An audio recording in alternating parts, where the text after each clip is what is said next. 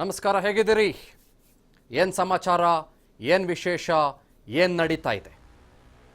ನಾನು before I talk to you people ಒಂದೇ ಒಂದು ಸಣ್ಣ ಸೂಚನೆ, ಕೆಳಗಡೆ ಹೋಗ್ತಾ ಇರೋದನ್ನು ತೆಗಿರಿ. ಇದು ಸಬ್ಜೆಕ್ಟ್ ಬೇರೆ ಇದೆ, ಆ ಸಬ್ಜೆಕ್ಟ್ ಅಲ್ಲ ಇದು. Thank you very much. ನೋಡಿ, ನಾವು ಮಾತಾಡ್ತಾ ಇರೋದು ಇವತ್ತು ಕೋವಿಡ್ ಬಗ್ಗೆ. Let us talk about Covid, not about. ಬಹಳ ಸ್ಪಷ್ಟವಾಗಿ ನಾವು ನೀವು ಇವತ್ತು ಚರ್ಚೆ ನಡೆಸುವಾಗ, ನಾವು ನೀವು ಇವತ್ತು ಮಾತನಾಡುವಾಗ ಒಂದು ಸ್ವಲ್ಪ ಇತಿಹಾಸದ ಕಡೆಗೆ ನಮ್ಮನ್ನು ನಾವು ಸೆಳೆದುಕೊಂಡು ಹೋಗೋಣ ಮತ್ತು ಎಲ್ಲಿಂದ ಎಲ್ಲಿಯವರೆಗೂ ನಾವು ಈ ಕೋವಿಡ್ ಸಂದರ್ಭದ ಜರ್ನಿ ಪ್ರಯಾಣವನ್ನು ಮಾಡಿದ್ದೇವೆ ಅನ್ನೋದನ್ನು ಒಂದು ಸ್ವಲ್ಪ ಮೆಲುಕು ಹಾಕೋಣ. ಅದಾದ ಮೇಲೆ ಇವತ್ತಿನ ಈ ಕಾರ್ಯಕ್ರಮಕ್ಕೆ ನಾವು ನೀವು ಪಾಯಿಂಟರ್ಗಳ ಮೂಲಕ ಮತ್ತು ಕೇಳಬೇಕಾದಂಥ ಪ್ರಶ್ನೆಗಳ ಮೂಲಕ ಅಧಿಕೃತವಾದಂಥ ಮುದ್ರೆಯನ್ನು ಒತ್ತೋಣ. ಇದೇ ಮಾರ್ಚ್ ತಿಂಗಳು 2020 ಒಂದು ದಿನದ ಲಾಕ್ಡೌನ್ ಭಾನುವಾರ ಆಯಿತು. ಅದಾದ ನಂತರದಲ್ಲಿ 24 ಮಾರ್ಚ್ 2020ರಿಂದ ಸತತವಾಗಿ ಸಂಪೂರ್ಣವಾಗಿ ಹಲವು ತಿಂಗಳುಗಳ ಕಾಲ ಫೇಸ್ ಬೈ ಫೇಸ್ ಹಂತ ಹಂತವಾಗಿ ಲಾಕ್ಡೌನ್ ಆಗೋದಕ್ಕೆ ಸ್ಟಾರ್ಟ್ ಆಯಿತು. ಲಾಕ್ಡೌನ್ ಅನ್ನುವ ಪರಿಕಲ್ಪನೆ ಭಾರತದ ಮಟ್ಟಕ್ಕೆ 1906-8 ನಡುವೆ ಬಂದಂಥ ಅದೊಂದು ಪ್ಯಾಂಡಮಿಕ್ ಅನ್ನು ಹೊರತುಪಡಿಸಿ ಶತಮಾನದಲ್ಲಿ ಮೊದಲನೇದಾಗಿತ್ತು. ಆ ಶತಮಾನದಲ್ಲಿ that was the first time lockdown ever happened in India and also up to some extent in the world. ಜನ ಭಯಭೀತರಾದರು. ಕೋವಿಡ್ನ ಬಗ್ಗೆ ಬಹಳ ಪ್ರಶ್ನೆಗಳು ಹುಟ್ಕೊಳ್ಳೋದಕ್ಕೆ ಶುರುವಾಯಿತು ಮತ್ತು ನ್ಯೂ ನಾರ್ಮ್ಸ್ಗಳು ನಮ್ಮ ಬದುಕಿನಲ್ಲಿ ಬಂತು. ಏನು? ಮಾಸ್ಕ್ ಹಾಕೋಬೇಕು, ಕೈ ತೊಳ್ಕೊಳ್ಬೇಕು, 6 ಅಡಿಗಳ ಅಂತರವನ್ನು ನಾವು ಜನರಿಂದ ಕಾಪಾಡ್ಕೊಳ್ಬೇಕು ಅನ್ನೋದು ಹೊಸ ಬದುಕು ನಮ್ಮನ್ನು ನಿಮ್ಮನ್ನು ಆವರಿಸ್ಕೊಳ್ತು. ಈಗಲೂ ನಾವು ಶೇಕ್ ಹ್ಯಾಂಡ್ ಕೊಡೋದಕ್ಕೆ ಬಹಳ ಜನಕ್ಕೆ ಹೆದರ್ತೀವಿ, ಹೀಗಂತೀವಿ, ಅಥವಾ ನಮಸ್ಕಾರ ಸಾರ್ ಅಂತ ನಮ್ಮ ಭಾರತೀಯ ಸನಾತನ ಶೈಲಿಯಲ್ಲಿ ನಾವು ಹೀಗಂತೀವಿ. ಫ್ಯಾಂಟಾಸ್ಟಿಕ್. ಅದಾದಮೇಲೆ ಏನಾಯಿತು? ಭಾರತ ಕೆಲವು ಕೇಸ್ಗಳನ್ನು ಹೊಂದಿತ್ತು. ಬೇರೆ ಬೇರೆ ಕಡೆಯಿಂದ ಜನ ಬರೋದಕ್ಕೆ ಸ್ಟಾರ್ಟ್ ಆದರು. 1000 ಆಯಿತು, ಲಕ್ಷ ಆಯಿತು, ಆ ಲಕ್ಷ 10 ಲಕ್ಷ ಆಯಿತು, 10 ಲಕ್ಷ 20 ಲಕ್ಷ ಆಯಿತು, 20 ಲಕ್ಷ ಹಲವು ಲಕ್ಷಗಳಾಗೋಯ್ತು. ಡೆತ್ಸ್ ಆಯಿತು. ಓ ಮೈ ಗಾಡ್! ಬೆಡ್ಗಳು ಸಿಗೋದಕ್ಕೆ ಏನು ಮಾಡಬೇಕು ಅಂತ ಜನ ಪಡಿಪಾಟ್ಲು ಪಡೋದಕ್ಕೆ ಸ್ಟಾರ್ಟ್ ಮಾಡಿಕೊಂಡ್ರು. ಸರ್, ನಮಗೆ ಟ್ರೀಟ್ಮೆಂಟ್ ಬೇಕಲ್ಲ ಸಾರ್ ಅಂತ ಸ್ಟಾರ್ಟ್ ಮಾಡಿಕೊಂಡ್ರು. ಆಕ್ಸಿಜನ್ ಸಪ್ಲೈ ಇಲ್ಲ ಅಂತ ಸ್ಟಾರ್ಟ್ ಮಾಡಿಕೊಂಡ್ರು. ವೆಂಟಿಲೇಟರ್ ಇಲ್ಲ ಅಂತ ಸ್ಟಾರ್ಟ್ ಮಾಡಿಕೊಂಡ್ರು. ಪಿ ಕಿಟ್ಗಳ ಕೊರತೆ, ಮಾಸ್ಕ್ಗಳ ಕೊರತೆ, ಸ್ಯಾನಿಟೈಸರ್ಗಳ ಕೊರತೆ ಎಲ್ಲ ಬಂತು. And finally what happen? ಜನ ಒಂದು ಪ್ರಶ್ನೆ ಕೇಳೋದಕ್ಕೆ ಸ್ಟಾರ್ಟ್ ಮಾಡಿಕೊಂಡ್ರು, ಸರ್ ವ್ಯಾಕ್ಸಿನೇಷನ್ ಯಾವಾಗ ಬರುತ್ತೆ? ಯಾಕೆ ಜನ ಆ ಪ್ರಶ್ನೆಯನ್ನು ಕೇಳೋದಕ್ಕೆ ಸ್ಟಾರ್ಟ್ ಮಾಡಿಕೊಂಡ್ರು ಅಂತಂದರೆ, ಜನ ಕೋವಿಡ್ನ ಕರಾಳ ರೂಪವನ್ನು ನೋಡಿಬಿಟ್ಟಿದ್ರು. ಹೆಣಗಳನ್ನು ಮನೆಯವರಿಗೆ ಕೊಡ್ತಾ ಇರಲಿಲ್ಲ. ಕೋವಿಡ್ನಿಂದ ಸಾವಿಗೀಡಾದವರ ಹೆಣಗಳನ್ನು ಅಲ್ಲೇ ದಫನ್ ಮಾಡಿ ಬಿಸಾಕ್ತಾ ಇದ್ರು. ಎಷ್ಟೋ ಸಂಸದರು ಪಾಪ ತೀರ್ಕೊಂಡ್ರು. ಈಗ ಬೆಳಗಾವಿಯ ಬಗ್ಗೆ ಮಾತನಾಡ್ತಾ ಇದ್ರು ಶ್ರೀಲಕ್ಷ್ಮಿ ರಾಜ್ಕುಮಾರ್. ಅಲ್ಲಿನ ಸಂಸದರು ತೀರ್ಕೊಂಡಾಗ ಬಹಳ ಹೊಟ್ಟೆ ಉರಿಯುವಂಥ ಪ್ರಸಂಗ ನಡೆದು ಹೋಯ್ತು. ಅವರ ದೇಹನ ಹೀಗೆ ಇನ್ನೇನು ಮಣ್ಣು ಮಾಡಬೇಕು, ಆ ದೇಹ ಹಾಗೆ ಕೆಳಗೆ ಬಿದ್ದೋಯ್ತು. ಏನ್ರಿ ಇದು?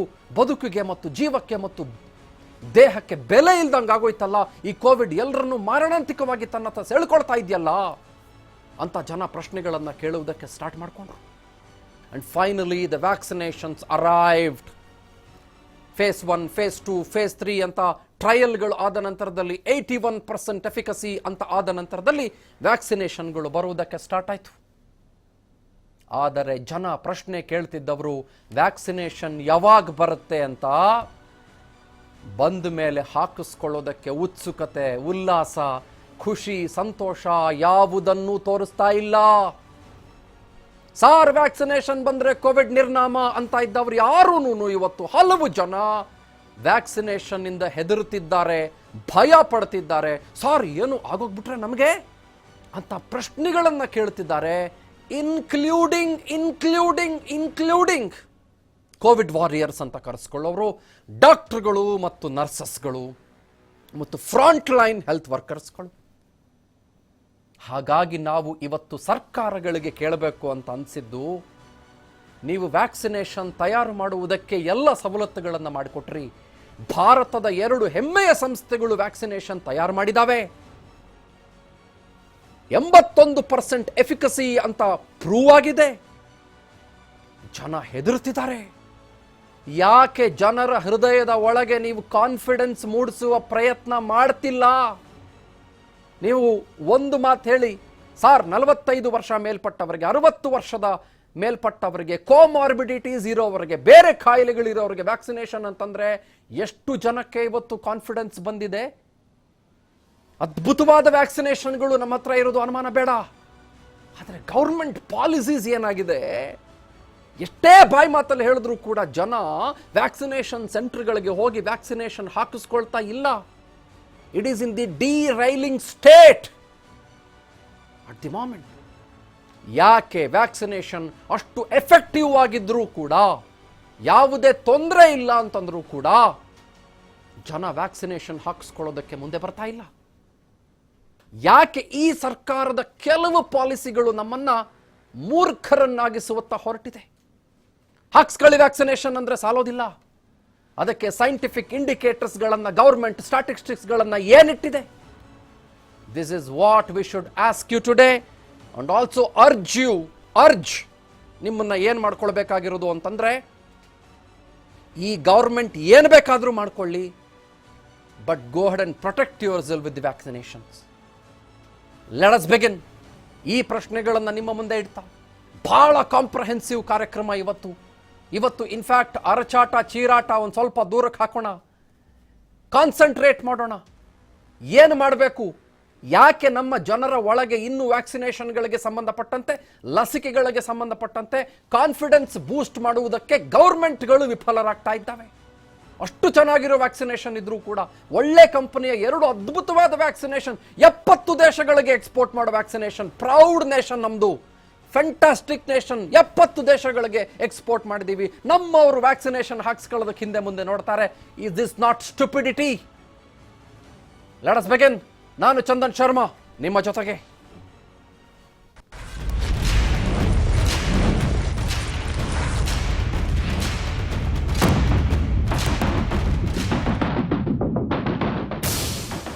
ಲಸಿಕೆ ಅಭಿಯಾನ ಜಾಸ್ತಿ ಆಗಿದೆ, ಪಾಸಿಟಿವ್ ಕೇಸ್ಗಳು ಜಾಸ್ತಿ ಆಗ್ತಾ ಇದೆ.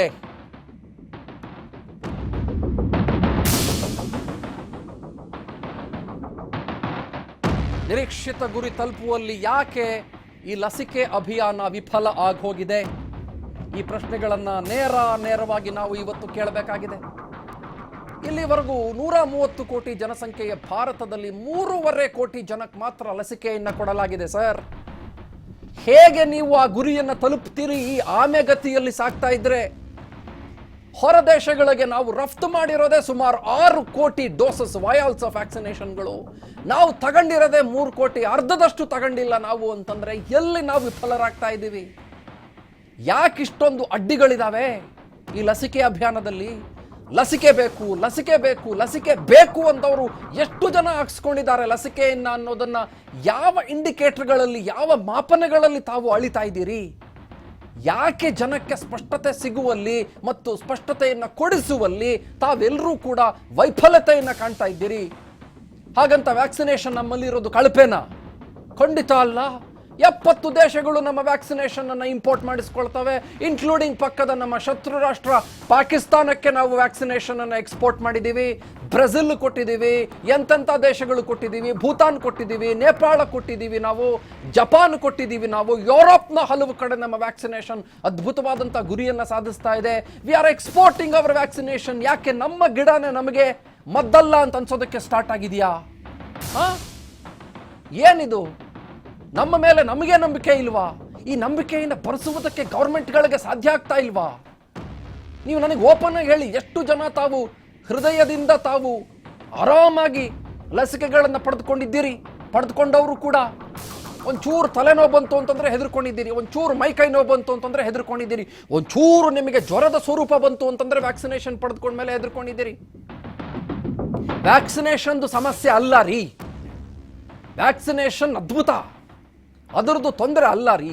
ಅದನ್ನು ತಲುಪಿಸುವಲ್ಲಿ ವೈಫಲ್ಯತೆಗಳು ದೊಡ್ಡ ಮಟ್ಟದಲ್ಲಿ ಆಗ್ತಾ ಇರೋದು, ಆ ವಿಶ್ವಾಸ ಮೂಡಿಸುವಲ್ಲಿ ವೈಫಲ್ಯತೆಗಳು ದೊಡ್ಡ ಮಟ್ಟದಲ್ಲಿ ಆಗ್ತಾ ಇರೋದು. ಆ ವಿಶ್ವಾಸ ಮೂಡಿಸೋದು ಹೇಗೆ ಹೇಳಿ ವಿಶ್ವಾಸ ಮೂಡಿಸೋದು? ತಗಳಿ ವ್ಯಾಕ್ಸಿನೇಷನ್ ಅಂತ ಬರ್ಕೊಟ್ಟಂಗ, ತಗಳಿ ವ್ಯಾಕ್ಸಿನೇಷನ್ ಅಂತ ಭಾಷಣ ಮಾಡ್ದಂಗ, ತಗಳಿ ಲಸಿಕೆ ಅಂತ ಪಾಂಪ್ಲೆಟ್ ಹಂಚಿದಂಗ. ಪಾಂಪ್ಲೆಟ್ ಹಚ್ಚಿದವರೇ ಮತ್ತು ಭಾಷಣ ಮಾಡಿದವರೇ ತಗೊಳ್ಳಿಲ್ಲ ಅಂತಂದಾಗ ಇದು ವೈಫಲ್ಯತೆ ಅಲ್ಲದೆ ಇನ್ನೇನು? ನನಗೆ ಹೇಳಿ, ಇವತ್ತು 8% ನಮ್ಮ ದೇಶದಲ್ಲಿ 60 ವರ್ಷದವರಿದ್ದಾರೆ ಅಥವಾ ದಾಟಿದವರಿದ್ದಾರೆ. 45 to 60% 60 ಏಜಸ್ನವರಿದ್ದಾರೆ. 8% ನೀವು ಅವ್ರಿಗೆಲ್ರಿಗೂ ಕೂಡ 20,000 ಸೆಂಟರ್ಗಳಲ್ಲಿ 24 ಗಂಟೆಗಳ ಕಾಲ ವ್ಯಾಕ್ಸಿನೇಷನ್ ಕೊಟ್ಟರು ಕೂಡ ನೀವು ಅದನ್ನ ಜುಲೈ 31ನೇ ತಾರೀಕಿನ ಒಳಗೆ ತಾವೇನು ಅಪ್ರೂವ್ ಮಾಡ್ತಾ ಇದ್ದೀರಿ, ಜುಲೈ 31ನೇ ತಾರೀಕಿನ ಒಳಗೆ ನಾವು 60 ವರ್ಷ ಮತ್ತು 45ರ ಮೇಲಿರೋರಿಗೆ ವ್ಯಾಕ್ಸಿನೇಷನ್ ಕೊಡ್ತೀವಿ ಅಂತ March, April, May, June, July ಇನ್ನು 3 ತಿಂಗಳಲ್ಲಿ ಕೊಡಕ್ ಸಾಧ್ಯ ಆಗತ್ತಾ? ನೀವು ಭಾರತದಲ್ಲಿ 54ರಿಂದ 56 ಲಕ್ಷ ಜನ 60 ಇಯರ್ಸ್ನವರಿದ್ದಾರೆ. ಕರ್ನಾಟಕದಲ್ಲಿ 54ರಿಂದ 56 ಲಕ್ಷ ಜನ ಕರ್ನಾಟಕದಲ್ಲಿ 60 ಇಯರ್ಸ್ನವರಿದ್ದಾರೆ. ನೀವು ಎಷ್ಟು ಜನಕ್ಕೆ ವ್ಯಾಕ್ಸಿನೇಷನ್ ಕೊಟ್ಟಿದ್ದೀರಿ? ಎಷ್ಟು ಜನ ಕೊಡುವುದಕ್ಕೆ ಸಾಧ್ಯ ಆಗಿದೆ ನಿಮಗೆ? ಇನ್ನು ಮಕ್ಕಳ ಮೇಲೆ ಟ್ರಯಲ್ಸ್ನ ಬಗ್ಗೆ ಯಾವ ಚರ್ಚೆ ಆಗ್ತಾ ಇದೆ? ಮತ್ತು ಬೇರೆಯವ್ರಿಗೆ ಹೇಗೆ? ಮತ್ತೆ ನೀವು 60 ವರ್ಷ 45 ವರ್ಷದಲ್ಲಿ ಇರೋರಿಗೇನೆ ವ್ಯಾಕ್ಸಿನೇಷನ್ ಕೊಡೋದಕ್ಕೆ ನೀವು ಇಡೀ ವರ್ಷನೆಲ್ಲ ತಗೋತೀರಿ, 2021 ತಗೋತೀರಿ ಅಂತಾದರೆ ಇನ್ನು ಮಿಕ್ಕವ್ರಿಗೆ ಹೇಗೆ? 20 ಇಯರ್ಸ್ ಅವ್ರಿಗೆ ಹೇಗೆ? 10 ಇಯರ್ಸ್ ಅವ್ರಿಗೆ ಹೇಗೆ?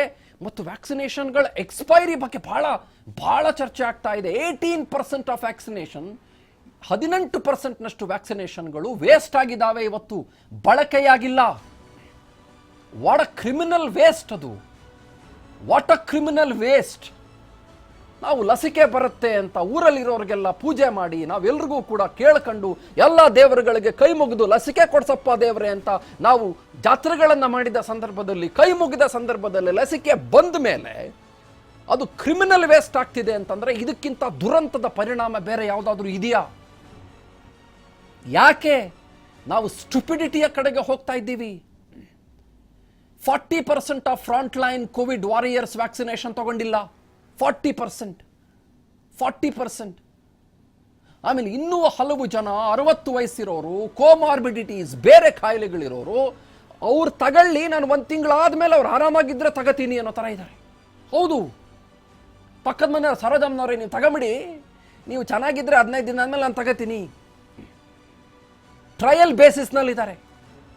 ಇದು ಜನರನ್ನ ನಾವು ದೂಷಿಸೋದಲ್ಲ. ಏನ್ ಇಂಡಿಕೇಟರ್ಸ್ ಇಟ್ಟಿದ್ದೀರಿ? ಒಂದು ಸ್ಟ್ಯಾಟಿಸ್ಟಿಕ್ಸ್ ಇಟ್ಟಿದ್ದೀರಾ? ಈಗೊಂದು ಸ್ಟ್ಯಾಟಿಸ್ಟಿಕ್ಸ್ ಇಟ್ಟಿದ್ದೀರಾ ತಾವು? ನೋಡಿ ಸರ್, ಇಷ್ಟು ಲಕ್ಷ ಜನಕ್ಕೆ ವ್ಯಾಕ್ಸಿನೇಷನ್ ಏನೂ ಆಗಿಲ್ಲ. ಅದನ್ನು ನೀವು ಜನರಿಗೆ ಬಾಯಿ ಮಾತಲ್ಲಿ ಹೇಳೋದಲ್ಲ, ಪ್ರೋಗ್ರಾಮ್ಗಳನ್ನು ಏರ್ಪಡಿಸಿ ಎಲ್ಲ ಮೀಡಿಯಾಗಳಲ್ಲಿ ಅದರ ಬಗ್ಗೆ ಚರ್ಚೆ ಆಗುವ ಥರ ಮಾಡಿ. ಮೀಡಿಯಾಗಳು ಮಾಡ್ತವೆ ಅಂತ ನಾನು ಹೇಳೋದಿಲ್ಲ, ಬಿಡಿ, ಅವರು ಯಾವುದಾದ್ರೂ ಹಿಂದೆ ಓಡ್ತಾ ಇದ್ದಾವೆ, ಗೊತ್ತಾಯ್ತಾ? ಬಟ್ ದಿ ಮೇಜರ್ ಕ್ವಶನ್ ಏನು ಗೊತ್ತಾ? ಇಡೀ ದೇಶಾದ್ಯಂತ ಸಂಚಲನಕಾರಿಯಾಗಿ ವಾರ್ ಫೂಟಿಂಗ್ ಆಗಿ ನಡೀಲಿ. ಬಹಳ ದುರಂತ ಏನು ಅಂದರೆ, ಅತ್ಯಂತ ದುರಂತದ ಸಂಗತಿ ಏನು ಅಂತಂದ್ರೆ, ಕೋವಿಡ್ ಟೆಸ್ಟಿಂಗ್ಗೆ ಇರುವ ಕ್ಯೂ ಇವತ್ತು ವ್ಯಾಕ್ಸಿನೇಷನ್ ಹಾಕ್ಸ್ಕೊಳ್ಳೋದಕ್ಕಿಲ್ಲ. ಅದು ನಮ್ಮ ಭಾರತದಿಂದ ಇಂಡಿಜಿನಿಯಸ್ಲಿ ತಯಾರು ಮಾಡಿರುವ ವ್ಯಾಕ್ಸಿನೇಷನ್ಗಳು. 70 ದೇಶನ ವ್ಯಾಕ್ಸಿನೇಷನ್ ಪಡ್ಕೊಳ್ಳುತ್ತೆ ಅಂತಂದ್ರೆ ಗ್ರೇಟೆಸ್ಟ್ ಮೂಮೆಂಟ್ ಅಲ್ವೇನ್ರಿ? ಪ್ರೌಡ್ ಮೂಮೆಂಟ್ ಅಲ್ವೇನ್ರಿ ನಮಗೆ ಅದು? ನಾವು 6 ಕೋಟಿ ವ್ಯಾಕ್ಸಿನೇಷನ್ ಡೋಸಸ್ಗಳನ್ನು ಸಪ್ಲೈ ಮಾಡಿ 3.5 ಕೋಟಿ ವ್ಯಾಕ್ಸಿನೇಷನ್ ನಮ್ಮ ಭಾರತದವರು ಕೊಟ್ಟಿದ್ದೀವಿ. ನಾವು ಎಷ್ಟೋ ಮಿಲಿಯನ್ ಡೋಸಸ್ಗಳನ್ನು ಸಪ್ಲೈ ಮಾಡುವ ಮತ್ತು ಪ್ರೊಡ್ಯೂಸ್ ಮಾಡುವ ಹಂತದಲ್ಲಿದ್ದೀವಿ ಅಂತಂದ್ರೆ ಏನ್ರಿ ನಾವು ಮಾಡ್ತಾ ಇರೋದು? ಹಾಗಾದ್ರೆ ಯಾವ ಪಾಲಿಸೀಸ್ಗಳ ಬಗ್ಗೆ ರೀ ನೀವು ಮಾತಾಡ್ತಾ ಇರೋದು? What is this non sense about which we are talking today? ಹೊಟ್ಟೆ ಉರಿಯೋದಿಲ್ವಾ ನಮಗೆ? ಬೇಜಾರಾಗೋದಿಲ್ವಾ ನಮಗೆ?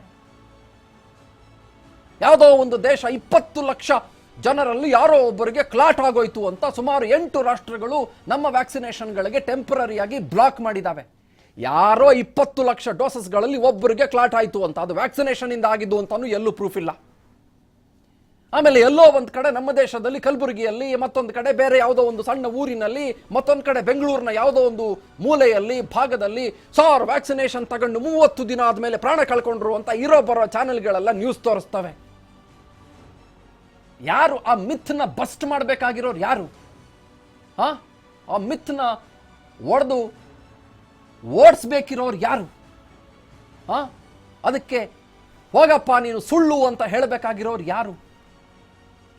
ಈ ಕೋವಿಡ್ನ ಲಸಿಕೆಯಿಂದ ಆಗಿದ್ದಲ್ಲ, ಆತನಿಗೇನೋ ದೊಡ್ಡ ರೋಗ ಇತ್ತು, ಆತನಿಗೇನೋ ಪ್ರಾಬ್ಲಮ್ ಇತ್ತು, ಅದಕ್ಕಾಗಿ ಆತ ಹೋದ ಅನ್ನೋದನ್ನ ನಿಜಕ್ಕೂ ಜನರ ಮುಂದೆ ಇಡಬೇಕಾಗಿರೋದು ಯಾರು? ಅದನ್ನ ಗೌರ್ಮೆಂಟ್ ಪಾಲಿಸೀಸ್ ಇಡಬೇಕು. ಸುಮ್ಮನೆ ಬಂದ್ಬಿಟ್ಟು ಲಸಿಕೆ ಹಾಕ್ಸ್ಬಿಡಿ ಅಂದ್ರೆ ಹಾಕಿಸ್ಕೊಳ್ಳೋದಿಲ್ಲ. Please understand. ₹2 ಪಪರ್ಮೆಂಟ್ ತಗೋಬೇಕು ಅಂದ್ರೆ ಎಕ್ಸ್ಪೈರಿ ಡೇಟ್ ಇಂದ ಹಿಡಿದ್ಬಿಟ್ಟು ಅದಕ್ಕೆ ಏನೇನು ಕಾಂಟೆಂಟ್ ಹಾಕಿರ್ತಾರೆ ಅಂತ ನೋಡ್ತಾರೆ ಜನ. ಇವತ್ತು ₹1 ಬೋಟಿ ತಗೋಬೇಕು ಅಂತಂದ್ರೆ ಜನ ನೋಡ್ತಾರೆ ಎಣ್ಣೆ ಯಾವುದು ಅಂತ. ಇವತ್ತು ಗೊತ್ತಾಯ್ತಲ್ಲ? ಹಾಗಿರುವಾಗ you should inculcate and you should induce confidence among people. ಮಾಡಿಲ್ಲ ಅಂದ್ರೆ ಏನು ಕತೆ ಸ್ವಾಮಿ? ನಾವು ಇದನ್ನೇ ಪ್ರಶ್ನೆ ಮಾಡಬೇಕಾಗಿರೋದು ಜನಕ್ಕೆ. If you ask me to take vaccination today, ಇಲ್ಲೇ ಲೈವಲ್ ಸ್ಟುಡಿಯೋದಲ್ಲಿ ಹಾಕ್ಸ್ಕೊಳಕ್ಕೆ ನಾನು ಸಿದ್ಧ ಇದ್ದೀನಿ. Because I believe in our vaccination. ಆದರೆ ಅದೇ ಬಿಲೀಫ್ ಜನರ ಹೃದಯದ ಒಳಕ್ಕೆ ಹಾಕಿಸುವಲ್ಲಿ, ತೋರಿಸುವಲ್ಲಿ, ವ್ಯಕ್ತಪಡಿಸುವಲ್ಲಿ ಗೌರ್ಮೆಂಟ್ಗಳು ಬ್ರೂಟಲಿ ಫೇಲ್ಯೂರ್ ಆಗ್ತಿದ್ದಾವೆ. This is absolute nonsense. What is this? Absolute nonsense. ಹಾಗಾದ್ರೆ ನಾವೊಂದು ಕೆಲಸ ಮಾಡೋಣ. We will go on looking at a few things. ನಾವೇನ್ ಮಾಡೋಣ ಅಂತಂದ್ರೆ, ನಮ್ಮ ಭಾರತದಲ್ಲಿ ಸದ್ಯದ ಸರಾಸರಿ ಕೋವಿಡ್ ಕೇಸಸ್ಗಳು, ಕರ್ನಾಟಕದ ಕೇಸಸ್ಗಳು, ಬೆಂಗಳೂರಿನ ಕೇಸಸ್ಗಳು ಮತ್ತು ಡೆತ್ಸ್ಗಳಿಗೆ ಸಂಬಂಧಪಟ್ಟಂತ ಒಂದಿಷ್ಟು ಗ್ರಾಫಿಕಲ್ ರೆಪ್ರೆಸೆಂಟೇಷನ್ ಇದೆ. Santosh, graphical representation. Let us begin now. ನಿಮ್ಮ ಮುಂದೆ 1, 2, 3. ಮಾರ್ಚ್ 6 ಕರ್ನಾಟಕದಲ್ಲಿ 580 ಸೋಂಕಿತರಿದ್ರು, ಬೆಂಗಳೂರಿನಲ್ಲಿ 367 ಸೋಂಕಿತರು. ಮಾರ್ಚ್ 7 622 ಸೋಂಕಿತರಿದ್ರು, ಬೆಂಗಳೂರಿನಲ್ಲಿ 389 ಸೋಂಕಿತರಿದ್ರು. ಮಾರ್ಚ್ 8 436 ಸೋಂಕಿತರು ಕರ್ನಾಟಕದಲ್ಲಿ, 287 ಸೋಂಕಿತರು ಬೆಂಗಳೂರಿನಲ್ಲಿದ್ರು. ಮಾರ್ಚ್ 9 590 ಸೋಂಕಿತರು ಕರ್ನಾಟಕದಲ್ಲಿದ್ದರು, ಬೆಂಗಳೂರಿನಲ್ಲಿ 363 ಸೋಂಕಿತರಿದ್ದರು. ಅದಾದ ನಂತರದಲ್ಲಿ ಮಾರ್ಚ್ 10 760 ಸೋಂಕಿತರು ಕರ್ನಾಟಕದಲ್ಲಿ ಕಂಡು ಬಂದರು, ಬೆಂಗಳೂರಿನಲ್ಲಿ 488 ಸೋಂಕಿತರು ಕಂಡು ಬಂದರು. ಮಾರ್ಚ್ 11 ಕರ್ನಾಟಕದಲ್ಲಿ 783 ಸೋಂಕಿತರು ಕಂಡು ಬಂದರು, ಬೆಂಗಳೂರಿನಲ್ಲಿ 492 ಸೋಂಕಿತರು ಕಂಡು ಬಂದರು. ಮಾರ್ಚ್ 12 ಕರ್ನಾಟಕದಲ್ಲಿ 833 ಸೋಂಕಿತರು ಕಂಡು ಬಂದರು, ಬೆಂಗಳೂರಿನಲ್ಲಿ 526 ಸೋಂಕಿತರು ಕಂಡು ಬಂದರು. ಮಾರ್ಚ್ 13 921 ಇನ್ ಕರ್ನಾಟಕ, 630 ಇನ್ ಬೆಂಗಳೂರು. ಮಾರ್ಚ್ 14 934 ಕರ್ನಾಟಕದಲ್ಲಿ, ಬೆಂಗಳೂರಿನಲ್ಲಿ 628 ಸೋಂಕಿತರು ಕಂಡು ಬಂದರು. ಮಾರ್ಚ್ 15 932 ಸೋಂಕಿತರು ಕರ್ನಾಟಕದಲ್ಲಿ ಕಂಡು ಬಂದರು, ಬೆಂಗಳೂರಿನಲ್ಲಿ 550 ಸೋಂಕಿತರು. ಮಾರ್ಚ್ 16 ಕರ್ನಾಟಕದಲ್ಲಿ 1135 ಸೋಂಕಿತರು, ಬೆಂಗಳೂರು ಆಲ್ ಅಲೋನ್. ನೆನ್ನೆ ಮತ್ತು ಅದರ ಹಿಂದಿನ ದಿನ 3 ದಿನಗಳ ಎಕ್ಸ್ಪೋನೆನ್ಷಿಯಲ್ ಗ್ರೋತ್ ತಾವು ಗಮನಿಸಿ. ಇದನ್ನ ಫುಲ್ ವ್ಯೂ ಅಲ್ಲಿ ಹೋಗೋಣ ನಾವು. Santosh, let us go to this graphics in full view. ನಾವು ಇದು ಬಹಳ ಇಂಪಾರ್ಟೆಂಟು, ನಾವು ನೀವು ಗಮನಿಸಬೇಕಾಗಿರೋದು. 760 783 833 921 934 932 1135 ಕರ್ನಾಟಕದಲ್ಲಿ 7 ದಿನಗಳ ಅಂಕಿಅಂಶ. ಅಂಟಿಲ್ ಯೆಸ್ಟರ್ಡೇ, ಇವತ್ತು ಸಂಜೆಯವರೆಗೂ ಬಂದಿರೋದು ಅಲ್ಲ, ನಿನ್ನೆಯವರೆಗೂ ನಾವು ನೀವು ಚರ್ಚೆ ನಡೆಸ್ತಾ ಇರೋದು. ಮಾರ್ಚ್ 10ನೇ ತಾರೀಕು ಕರ್ನಾಟಕದಲ್ಲಿ 760 ಇತ್ತು, 1135 ನೀವು ಮಾರ್ಚ್ 16ರಷ್ಟೊತ್ತಿಗೆ ಅಂದ್ರೆ 6 ದಿನಗಳ ಅಂತರದಲ್ಲಿ ನೀವು ಕಂಡ್ರಿ. 760 1135ರಲ್ಲಿ 760 ನೀವು ಮೈನಸ್ ಮಾಡಿ, 240 ಪ್ಲಸ್ 135 ನೀವು ಸೇರಿಸಿ, 335 ಪ್ಲಸ್ ನೀವು 40 ಸೇರಿಸಿದ್ರೆ ಎಷ್ಟಾಯ್ತು? 375 ಕೇಸಸ್ಗಳು, 375 ಕೇಸಸ್ ನೀವು ಎಕ್ಸ್ಟ್ರಾ ಎಕ್ಸ್ಪೋನೆನ್ಷಿಯಲ್ ಗ್ರೋತ್ ಕಂಡಿದ್ದೀರಿ. ಬಹಳ ಡ್ರಾಸ್ಟಿಕ್ ಗ್ರೋತ್ ಕಂಡಿದ್ದೀರಿ. ಬಹಳ ಭಯಪಡಿಸುವಂಥ, ಬಹಳ ಅಲಾರ್ಮಿಂಗ್ ಅಂತ ಅನಿಸುವಂಥ ಗ್ರೋತ್ ಅನ್ನ ತಾವು ಕಳೆದ 6 ದಿನಗಳಲ್ಲಿ 375 ಕೇಸಸ್ಗಳು, 1135 ಮೈನಸ್ 760 375 ಅಲ್ವಾ? ಸೊ ಅಷ್ಟು ಕೇಸಸ್ಗಳನ್ನ ತಾವು ಕಂಡಿದ್ದೀರಿ. Even more 375 or 385 whatever it is. So ಅಷ್ಟು ಕೇಸಸ್ಗಳನ್ನ ತಾವು ಕಂಡಿದ್ದೀರಿ. ಬೆಂಗಳೂರಿನ 7 ದಿನಗಳ ಅಂಕಿಅಂಶ ಮಾರ್ಚ್ 10 11 12 13 14 15 16 ಗಮನಿಸಿಬಿಡಿ. 16 ಮಾರ್ಚ್, ನಿನ್ನೆ 16 ಮಾರ್ಚ್ 710 ಕೇಸಸ್ಗಳು, ಮೊನ್ನೆ 15 ಮಾರ್ಚ್ 550 ಕೇಸಸ್ಗಳು, ಅದರ ಹಿಂದಿನ ದಿನ 14ನೇ ಮಾರ್ಚ್ 628 ಕೇಸಸ್ಗಳು, 10ನೇ ಮಾರ್ಚ್ 488 ಇದ್ದಿದ್ದ ಕೇಸಸ್ಗಳು 710 ಕೇಸಸ್ಗಳಿಗೆ. ಅಂದ್ರೆ ನಿನ್ನೆಯವರೆಗೂ ವಾಟ್ ಅ ಡ್ರಾಸ್ಟಿಕ್ ಗ್ರೋತ್. ಇದು ಲಸಿಕೆ, ಅದು ಇದು ಮತ್ತೊಂದು ಮಗದೊಂದು, ಅದನ್ನ ಆಮೇಲೆ ಮಾತಾಡೋಣ. ಆದರೆ ಈ ಗ್ರೋತ್ ಇದೆಯಲ್ಲ, ಬಹಳ ಅಲಾರ್ಮಿಂಗ್ ಗ್ರೋತ್ ಇದು, ಬಹಳ ಅಲಾರ್ಮಿಂಗ್ ಗ್ರೋತ್. ಮತ್ತು ಇದರಲ್ಲಿ ವೃದ್ಧರು ಬಹಳ ಜನ ಇದ್ದಾರೆ ಅನ್ನೋದು ಕೂಡ ನಾವು ನೀವು ಇಲ್ಲಿ ಗಮನಿಸಬೇಕು. 60 ವರ್ಷ 45 ವರ್ಷ, ಕೋಮಾರ್ಬಿಡಿಟೀಸ್ ಇರೋರು, ಅಂದರೆ ಹೃದಯ ಸಂಬಂಧಿ ಕಾಯಿಲೆಗಳಿರೋರು ಅಥವಾ ಬೇರೆ ಬೇರೆ ಆರೋಗ್ಯದ ಸಮಸ್ಯೆಗಳಿರೋರು ಕೂಡ ಇದ್ದಾರೆ. ಹಾಗಾಗಿ ನಾವು ಈ ಲಸಿಕೆಯ ಅಭಿಯಾನವನ್ನು ದೊಡ್ಡ ಮಟ್ಟದಲ್ಲಿ ವಾರ್ ಫೂಟಿಂಗ್ ಲೆವೆಲಲ್ಲಿ ಮಾಡಲಿಲ್ಲ ಅಂತಂದರೆ ಇದು ಬಹಳ ಸಮಸ್ಯೆಯನ್ನು ಕೊಡುತ್ತೆ. ಆಮೇಲೆ ಇನ್ನೊಂದು ಗಮನಿಸಿ, ಊರಲ್ಲಿರೋ ಸ್ಟ್ರೈನ್ಸ್ ಮತ್ತು ವೇರಿಯಂಟ್ ವೈರಸಸ್ಗಳೆಲ್ಲ ಬರ್ತಾ ಇದೆ. ಯಾವುದೋ ಆಫ್ರಿಕಾದ ಹ್ಯಾಂಪ್ಶೈರ್ ವಿಲೇಜಲ್ಲಿ ಹುಟ್ಕೊಂಡಂಥ ವೈರಸ್ಸು ಅದೇನೋ 50.1v2 ವರ್ಷನ್ ಅಂತೆ. ಇನ್ನೊಂದು ಯಾವುದೋ ವೈರಸ್ಸು ಈ 4848K ವರ್ಷನ್ ಅಂತೆ. ನಮ್ಮ ಮೊಬೈಲ್ ಫೋನು iOS ಸಾಫ್ಟ್ವೇರ್ 14.5 15 ಥರ ಆಗೋಯ್ತು. ಇದು ಆಂಡ್ರಾಯ್ಡ್ 10, ಆಂಡ್ರಾಯ್ಡ್ 11, ಆಂಡ್ರಾಯ್ಡ್ 10 ಥರ ಆಗೋಯ್ತು ಇದು. ಹಾಗಾಗಿ ನಾವು ಈ ವೇರಿಯಂಟ್ಗಳನ್ನು ನೋಡಿದಾಗ ಬಹಳ ಜನ ಹೇಳ್ತಾರೆ, ಈಗ ಇರಬಹುದಾದಂಥ ಈಗ ನಮ್ಮಲ್ಲಿರುವ ಈ ವ್ಯಾಕ್ಸಿನೇಷನ್ಗಳು ಹೊಸ ವೇರಿಯಂಟ್ಗೆ ಎಷ್ಟು ಎಫಿಕಸಿಯನ್ನು ಹೊಂದಿದ್ದಾವೆ ಅನ್ನೋ ಪ್ರಶ್ನೆ ಕೇಳಿದಾಗ ದೇ ಆರ್ ಕ್ವೈಟ್ ಎಫಿಷಿಯಂಟ್ ಅಂತ ಹೇಳ್ತಾರೆ. ಆದರೆ ನಮ್ಮಲ್ಲಿ ಅನೇಕ ಪ್ರಾಬ್ಲಮ್ಗಳ ಬಗ್ಗೆ ನಾವು ಚರ್ಚೆ ನಡೆಸಿದಾಗ expiry is one of the biggest concerns. ನಮ್ಮಲ್ಲಿ ತಿಪ್ಪೆಗೆ ಬಿಸಾಕೋ ಹಂತಕ್ಕೆ ಬಂದಿದೆ ರೀ. ಹೊಟ್ಟೆ ಉರಿಯೋದಿಲ್ವೇನ್ರಿ ವ್ಯಾಕ್ಸಿನೇಷನ್ಗಳನ್ನು? ಮತ್ತು ಈ ಆಫ್ ದಿ ಲೇಬಲ್ ವ್ಯಾಕ್ಸಿನೇಷನ್ ಅಂತ ಹೇಳ್ತಾರೆ. ಒಂದು ಈ ವ್ಯಾಕ್ಸಿನೇಷನ್ನ ಲೇಬಲ್ ಮೇಲೆ ಬರೆದಿರ್ತಾರೆ, ಇದನ್ನು ಇಷ್ಟು ದಿನಗಳಲ್ಲೇ ಕೊಡಬೇಕು ಅಂತ ಬರೆದಿರ್ತಾರೆ. ಆಫ್ ದಿ ಲೇಬಲ್ ವ್ಯಾಕ್ಸಿನೇಷನ್ ಅಂತಂದ್ರೆ ಏನು ಅಂತಂದ್ರೆ, ಆ ಲೇಬಲ್ ಮೇಲೆ ಏನಾದರೂ ಬರೆದಿರಲಿ, ನಮಗೆ ಹೊಸ ರೀತಿಯ ಕ್ಲಿನಿಕಲ್ ಟ್ರಯಲ್ ಬಂದಿದೆ, ನಾವು ಯಾವಾಗಾದರೂ ಕೊಡ್ಬೋದು ಇದನ್ನ ಅಂತ ಹೇಳ್ತಾರೆ. ಅದು ಮಾಡಬಾರದು. That is a criminal offence. That is again a criminal offence. So our major contention today ಏನಪ್ಪಾ ಅಂತಂದ್ರೆ, major issue today what we are talking about ಅಂತಂದ್ರೆ, it is about the criminal waste of vaccination, number 1.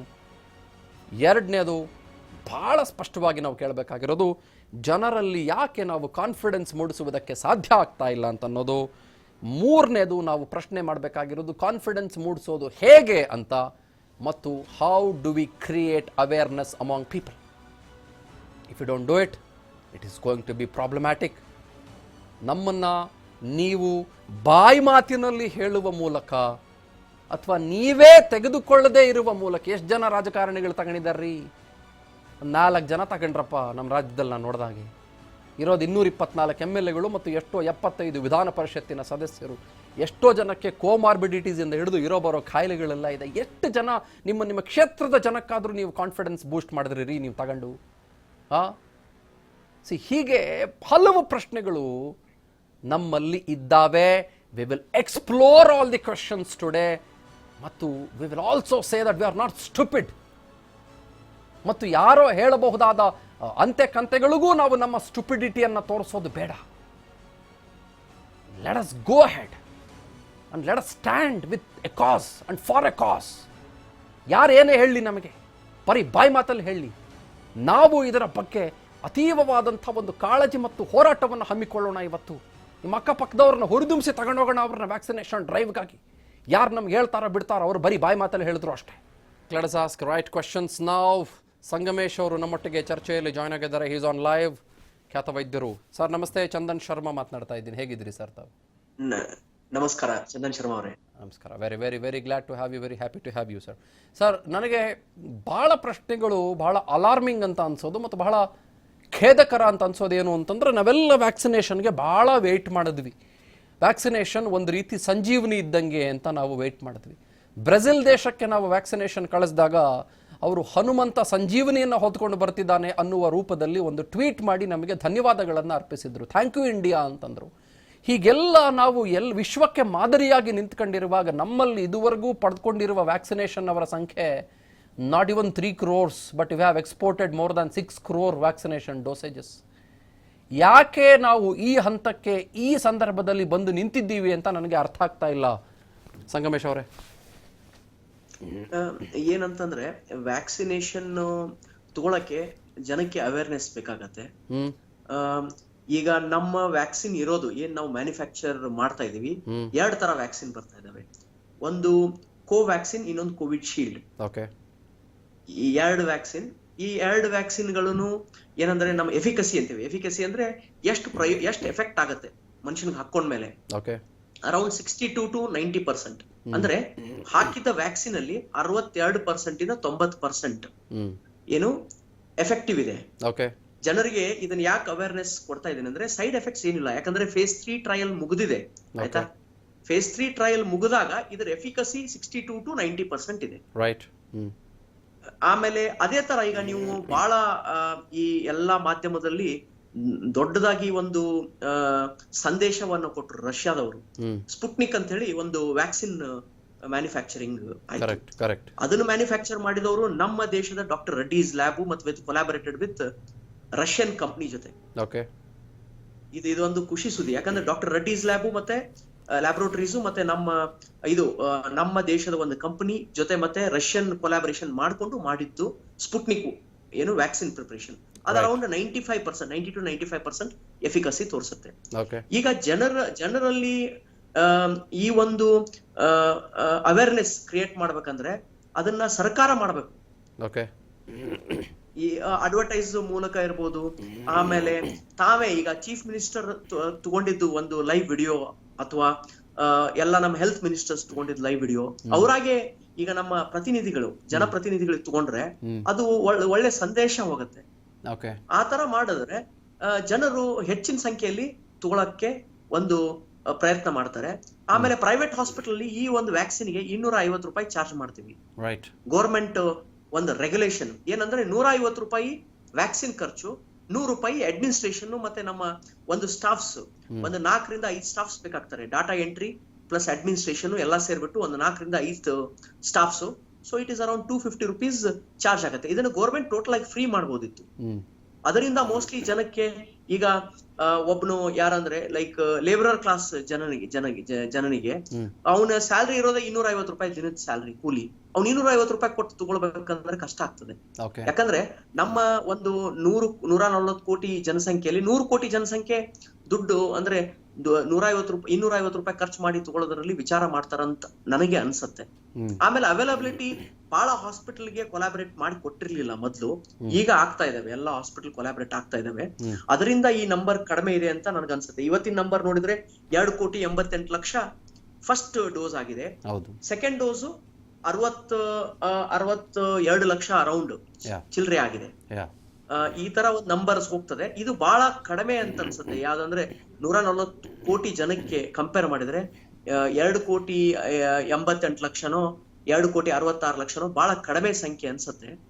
ಅದಕ್ಕೆ ಇದನ್ನ government ಒಳ್ಳೆ ಇದಕ್ಕೆ actions ತಗೊಂಡು ಒಳ್ಳೆ ರೀತಿಯಲ್ಲಿ ಇದಕ್ಕೆ ಒಂದು ಜನರಿಗೆ ಅನುಕೂಲ ಆಗುವಂಗೆ, ಜನರಲ್ಲಿ ಇರೋ ಭಯನ ಹೋಗಲಾಡಿಸುವ ಒಂದು ರೀತಿಯಲ್ಲಿ ಮಾಡ್ಬೇಕಂತ ನನಗೆ ಅನ್ಸುತ್ತೆ. ನಮ್ಮ ಜನಕ್ಕೆ ಜನವರಿ ಮತ್ತು ಫೆಬ್ರವರಿಯ ಆರಂಭ ಮತ್ತು ಅಂತ್ಯದ ಸಂದರ್ಭದಲ್ಲಿ ಒಂದು ರೀತಿ ಕೋವಿಡ್ ಫೆಟೀಗ್ ಅನ್ನೋದು ಬಂದ್ಬಿಡ್ತಾ ಅಂತ. ಯಾಕಂದ್ರೆ ಕೇಸಸ್ಗಳು ಬಹಳ ಕಡಿಮೆ ಆಗೋದಕ್ಕೆ, ಕೇಸಸ್ಗಳು ಆಗೋದಕ್ಕೆ ಸ್ಟಾರ್ಟ್ ಆದವು.